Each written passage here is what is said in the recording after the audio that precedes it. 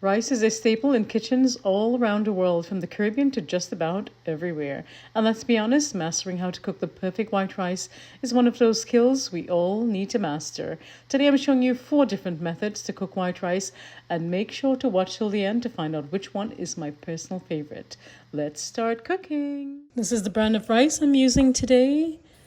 It says to retain vitamins, do not rinse before cooking. Hell to the no. It's an extra long grain enriched rice. So I've measured out 1 cup. And some folks have asked me, what is a cup? This is the cup. In a non-stick pot, add 2 cups of water. Turn on the heat high. Bring it to a boil. Next, I'll rinse the rice until the water runs clear. Add the rice to the pot. Butter, salt, and oil are optional. Stir gentle. Cook on medium heat until the rice grains appear, about 5 minutes. After 5 minutes, and once the rice grains appear on the top, I'm going to move it to my smallest burner. This was my medium burner, taking it off. Smallest burner. Hello. Low heat. Seal tightly, cover, and cook for 20 minutes. 6.2 ounce, about 176 grams. Rinse rice until the water runs clear. Put the plug on. Add rice to the pot of the rice cooker, along with 1.5 cups of water, room temperature. Butter for consistency, consistent with the other recipe or the other method. Salt or oil if you require. Select cook. Time is now 10:57 a.m. Pressure cooker method, rinse rice. Place the rice in the Instant Pot, along with 1.25 cups of water. Water in, butter in. Stir and ensure that it's level and submerged in liquid. Secure lid, lining up the arrows. Arrow, lined up. Set the valve to sealing. This is release, this is sealing. Clear rice. And that's it.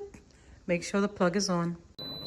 Meanwhile, always move it away from your cabinet so that the steam doesn't destroy the cabinet, like what's happening there. For the rice on the stove, the timer is up. Take off the stove and let it sit for 10 to 15 minutes covered. Do not open the pot. Sealed. 11:14 a.m. Stopped 11:15 a.m. Cooked in about 15 minutes. Once the cooking cycle is complete in the rice cooker, let the rice sit for 5 to 10 minutes before opening the lid. Then we'll fluff the rice with a fork and serve. 11:24 a.m. It has beeped. We will quick release, and to do that, I don't have a special button to push. So I'm going to move it to the venting position. No, it's not venting. Now venting. Put a napkin to prevent it from dirtying your ceiling or cupboards. Once all the steam has released, that pressure button goes down, and then it's safe to open the cover. Stovetop method. The rice has been sitting for 15 minutes. Now it's time to fluff and take a look at the result. Absolutely amazing. Fluff gently. I'll place it in a bowl and then I'll take a picture and we'll look at the difference. Simply amazing. Nothing stuck to the bottom, which is what we always aim for. I would love to taste it.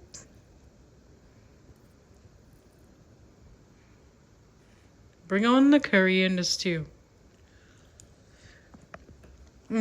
Yummy. Perfect grains. Not too mushy. And has a right lovely texture. Chewy and delicious. Stovetop rice. Cooked it for 20 minutes. Let it sit for 15. Absolutely perfect. Rice cooker result. Fluff. And I wish I had help with the camera today. Look at that. Fluffy and heavenly. The only issue with the rice cooker is that it sticks a bit. I don't know if it's just my rice cooker, but it happens all the time. You have to remove it from the burner very quickly after cooking. But that's it. Simply amazing. Look at this fluffiness, just like a cloud.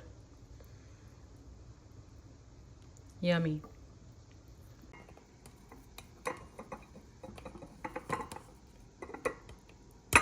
I wish I had help in the kitchen. Perfect. Oops. Stovetop rice cooker. Stovetop rice cooker. The top appears to have yielded more because there was less wastage at the bottom.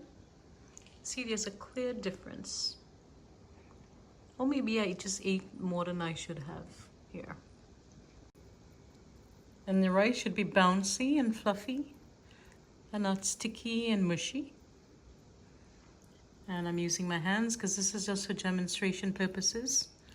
I have no one to eat all this rice here. Fluffy, bouncy. And now for the Instant Pot. Always start from the edges and work your way in. Fork, using a fork.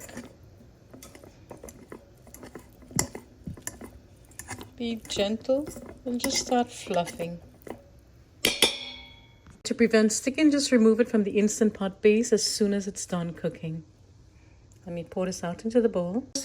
Just to be fair to all participants in today's experiment, I also covered this pot for the Instant Pot for 10 minutes to allow all the extra moisture to evaporate. It was a little more soggy than this.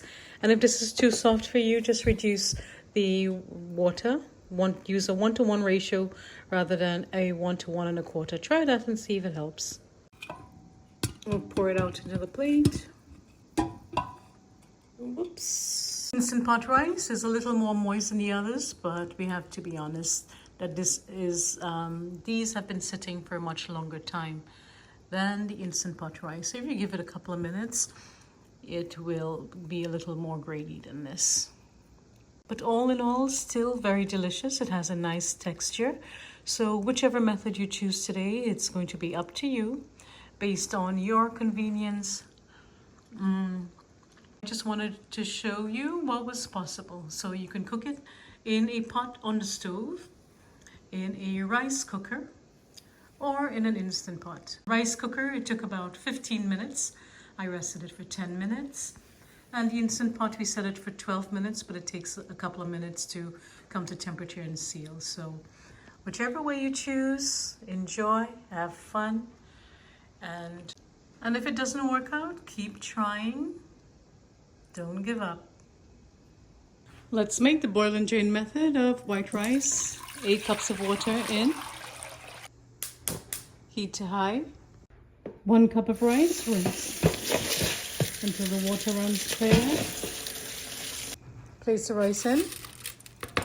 Add butter, oil, or salt if required. Add a little oil. Stir and boil. I'll let you know. Continue to cook until it's no longer grainy. See, this is still very difficult to break apart. If you don't pre-boil the water, it's going to take a longer time. And if you pre-boil, it should take about 12 to 15 minutes. So it's been about 22 minutes since I did not pre-boil the liquid. Next time I'll try pre-boiling and I will update that in the printable recipe. But this appears to be good now. Delicious. Has a nice stew still. So I'll take it off. We'll allow it to drain and cool completely. This is the rice from my childhood and most likely probably my favorite rice of all. I'm so glad I decided to show you this as well. The key here is to place it or drain it in a wide or large strainer so that it does not become mushy or compacted and continue to cook. This here benefits from airflow above and below. It's absolutely delicious. My favorite way to eat this rice growing up was with curry catfish at Auntie Shude's house. Absolutely delicious. Perfect. It has a nice chew. It's still grainy. It's not mushy if cooked right. You can add a little salt as well. So give it a try. Just be careful when straining it because I got burned straining this rice. The last time I cooked rice like this, I got burn, scar mark here, bottle scars. I switched to the rice cooker, but I will definitely try this again when I'm making curry fish or curry chicken. Enjoy! Here it is, boil and drain method. It yielded the most volume. It's fluffier, softer, and in my opinion, the best texture because it reminds me of my childhood. Hope you try all these methods and let me know which one is your favorite.